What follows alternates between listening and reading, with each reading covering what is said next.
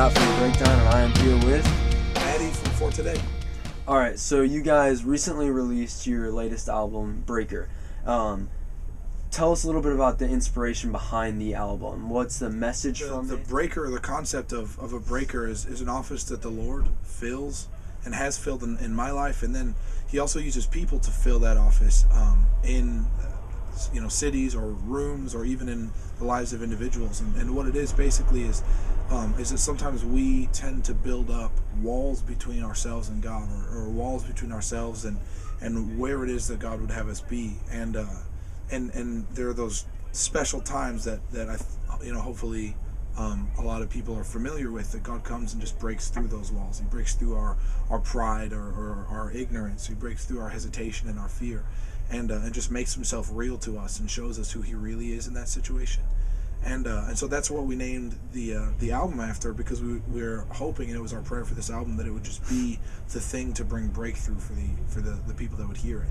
That even in their cars or in their bedrooms, wherever people are listening to it, that it would be kind of a source of just a tremendous breakthrough. That it would just tear down any walls that are between God and the listener that they've built up.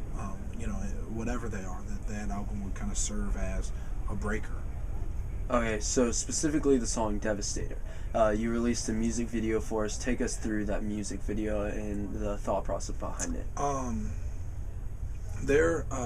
My wife Candace and I actually are a part of a community, like a faith community in Alabama, called The Ramp, and they do a drama called it's to a song called Worth It All.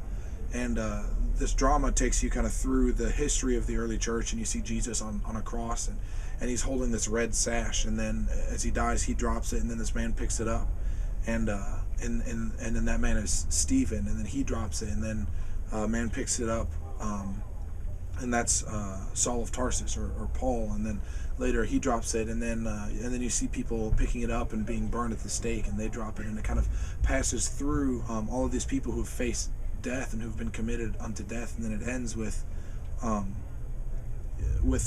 the people coming and holding these red sashes out to the crowd and saying, are you willing to be a generation who's committed unto death? And in that song, that song is kind of inspired by Isaiah 14, where it says on the day the Lord gives you deliverance from suffering and cruel bondage, you'll take up a taunt against the king of Babylon, is what it says. But the king of Babylon is used as a metaphor in that passage for Satan.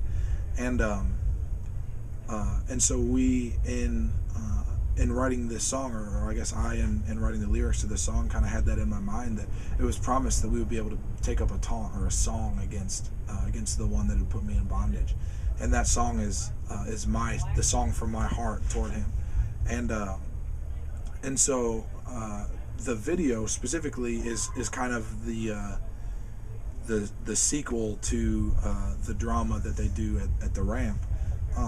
That drama ends by calling to our generation and saying, "Are you going to be the ones to pick up this next?" And ours says, "Yeah, we are." And our video says, "Yeah, we are." As you can see in the video, there's like a red sash being passed from soldier to soldier, and that also it ends with the one that had been killing the other soldiers.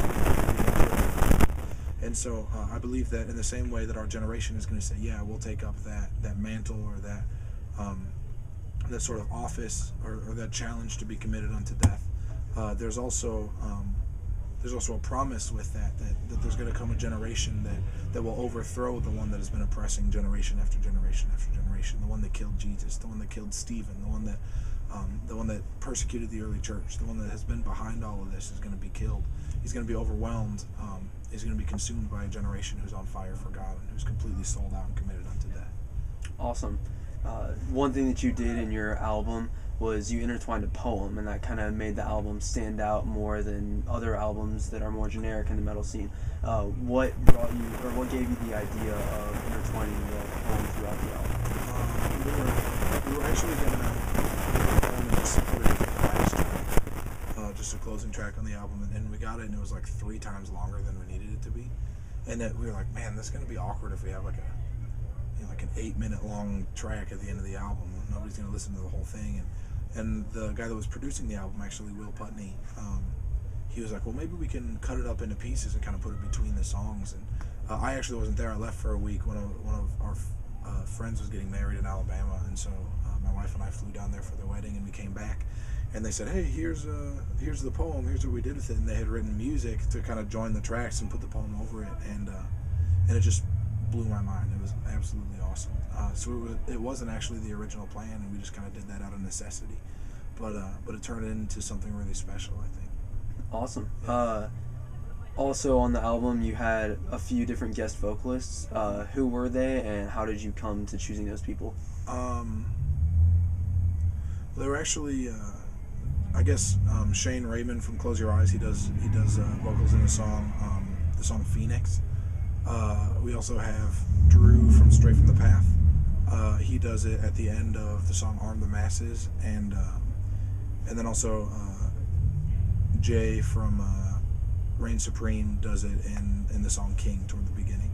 And Drew and Shane from Close Your Eyes are actually good friends of ours and have been friends of ours for a long time. But Jay is a friend of the guy that was producing the album, and we had kind of run into him one time, or run into their band one time when we played a show together on tour, and he and I talked a little bit, but it was mostly just like, hey, really like your band too, what's up, you're cool, you know.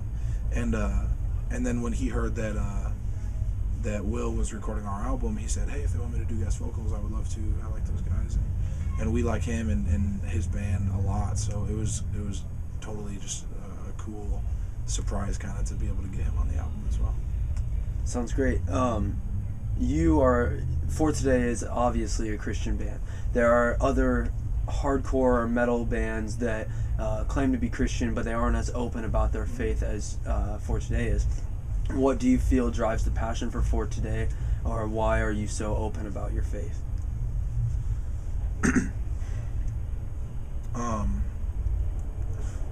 There was a poor woman who had a bad reputation that snuck in the back door of a rich man's house and broke a bottle of perfume that cost a year's wages, and so that she could wash Jesus' feet with her hair. And then when the rich man started getting mad about the fact that this was happening in his house, Jesus said, well, she's been forgiven much, and so she loves much. And you've been forgiven little, and so you love little. And I think that if there's anything that drives us to just love him desperately and passionately and publicly, it's that I think we've all had revelation of how completely lost and hopeless we would be without him. And so, you know, to the people who think that it's more important to talk about merch or their upcoming CD or, you know, how cool the tour has been than it is for them to talk about the one who died on a cross for them. I guess I would challenge them to say, do you really understand all he's done for you? Because I think if you did, you wouldn't be able to shut up about it. To wrap up, what are some future plans for Today? You've been releasing albums very rapidly. Are y'all currently writing or looking into that, as well as what are some future plans for touring? We are kind of always writing. We were actually just in the RV a couple days ago, just jamming some stuff, and Ryan was recording some things in his computer. But I'm not sure when our next album's going to come out. We have a lot of things to do before we can even think about recording an album.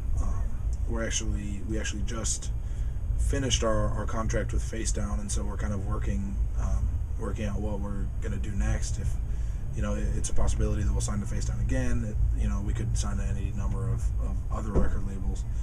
So we're working on some of that.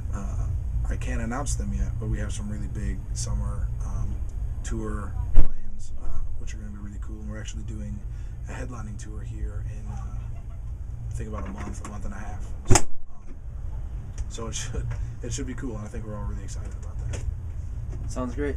Well, any final words to the fans? It needs to be more about Jesus and less about us.